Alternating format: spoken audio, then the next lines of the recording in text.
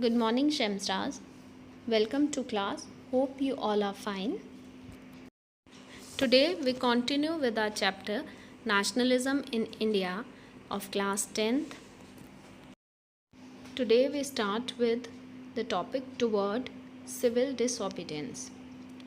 As the non-cooperation movement was turning violent in many places, in February 1922, Gandhiji decided to withdraw the movement. He felt the need for proper training of satyagrahis before any kind of mass struggle. On the other side, within the Congress, were some leaders who were not in favor of any mass struggle.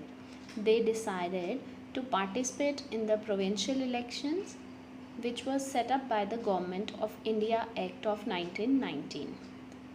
Their views was that they should oppose British policies within the councils and bring reform, and also prove that these councils lack true democracy. C.R. Das and Motilal Nehru were in favor of returning back to council politics. Hence, they formed a Swaraj party. But young leaders like Jawaharlal Nehru, Subhash Chandra Bose stressed on more mass struggles, which presented the agitation of Indians toward the oppressive policies of the Britishers and demanded for full independence. While there was a situation of internal debate and disagreement, there were few factors that led to a change in the Indian politics during the late 1920s. During the late 1920s, the world was facing the situation of economic depression. The price for agricultural goods fell, and this led to the decline of export. This fall in the prices began during 1926 and collapsed after 1930. It was a very hard time for the peasants as they were not getting the right price for their produce, hence they were not able to pay off the taxes. So the situation of unrest was prevailing in rural area by 1930. The first thing which Gandhiji thought was to unite people. This could only be done if the problem of all the classes of society to be taken into consideration. So with this view, Gandhiji sent a letter to Viceroy Irwin on 31st January 1930 stating the 11 demands. Some of these demands were of general interest, others were specific demands of different classes from industrialists to peasants. The main reason behind including demands of these groups was to bring everyone together in a united campaign. Gandhiji had given an ultimatum in his letter that if the demands would not be fulfilled by 11th March, the Congress will launch a civil disobedience movement. Lord Irwin did not consider it, and this led to the beginning of a non-cooperation movement which was started with the famous Salt March led by Mahatma Gandhi. So on 12th March, Gandhiji started his famous Salt March accompanied by 78 of his trusted volunteers. Gandhiji covered 240 miles in 24 days from his ashram Sabarmati to the Gujarati coastal town of Dandi. Thousands came to hear Gandhiji's wherever he stopped. He explained to them about his ideas of Swaraj and urged them to carry the movement peacefully to defy the Britishers. On 6th April, Gandhiji reached Dandi and he broke the salt law by boiling seawater. The Dandi March was seen as the beginning of civil disobedience movement, but here the question arises as to how it different from the non-cooperation movement. Let's discuss that.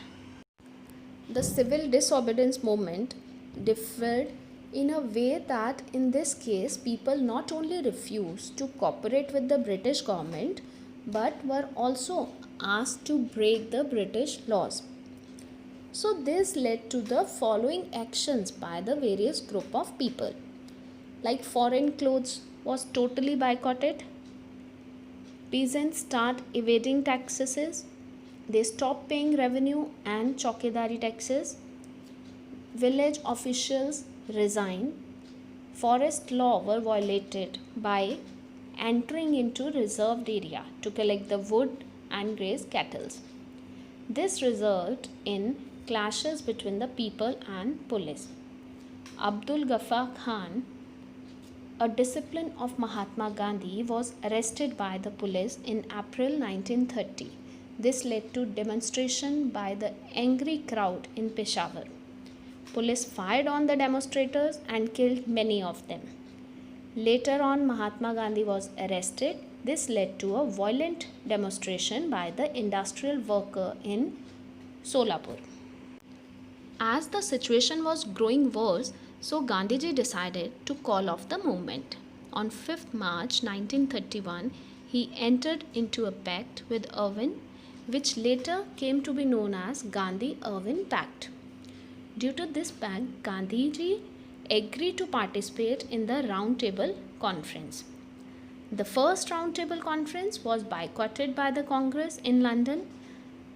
In December 1931, Gandhiji went to London to attend the Round Table Conference. But the conference failed and Gandhiji returned back with disappointment. When he reached India, he found that the government had initiated a new form of repression. Leaders like Ghaffar Khan and Jawaharlal Nehru were both in jail. Congress was declared illegal and various new measures were imposed by the government to prevent meeting, demonstration and boycotts. Now next we move further on our next topic, that is the sense of collective belongings. Nationalism, as we know, spread when people feel commonness among themselves.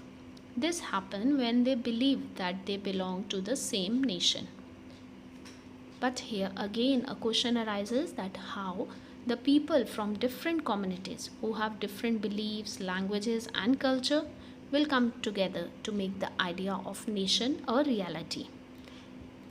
Well, this sense of collective belonging came due to some reasons, like through their experience of united struggle or because of the variety of cultural processes through which nationalism captured people's imagination. History and fiction, folk songs and folk dance, popular prints and symbols play a vital role in the making of the nationalism. The identity of a nation is generally symbolized in the form of image. This helps in creating an image with which people can relate. To start with, it was Bankim Chandra Chattopadhyay who created the image through his poem Vande Mataram. He wrote this poem in 1870, in which he wrote a hymn for his motherland.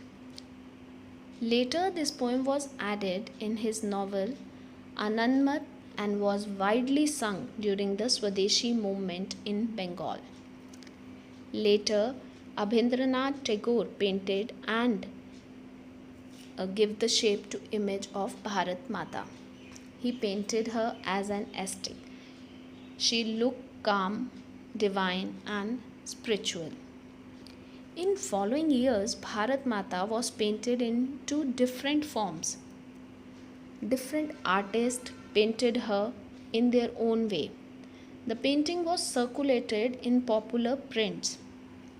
Soon the devotion to this mother figure came to be seen as evidence of one's nationalism. In Bengal, Rabindranath Tagore began collecting ballads, nursery rhymes and myths, and in Madras, Natasha Sastry published a massive 4-volume collection of Tamil folk tales. Both of them were of the view that the folklore is the true demonstration of the people's real thought and characteristics. In the later years, As the national movement developed, various nationalist leaders chose symbols or icons to generate the feeling of nationalism and unification among the Indians. For instance, during the Swadeshi movement in Bengal, a tricolor flag, red, green, and yellow, was designed. The flag had 8 lotuses, which represented the 8 provinces of British India. Even Gandhiji also designed a Swaraj flag. His flag was also tricolor, having red, green, and white with a spinning wheel in its center. The spinning wheel represented the Gandhian idea of self help. During those days, carrying a flag during the protest or march symbolized the resistance against the British rule.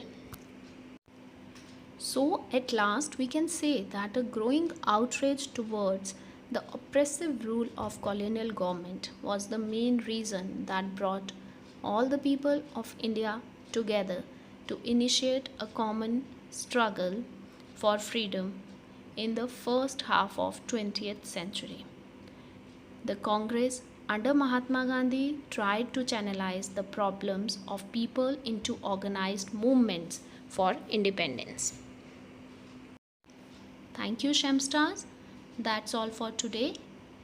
Hope you understand the chapter. You can drop your queries on the Google Classroom. Take care.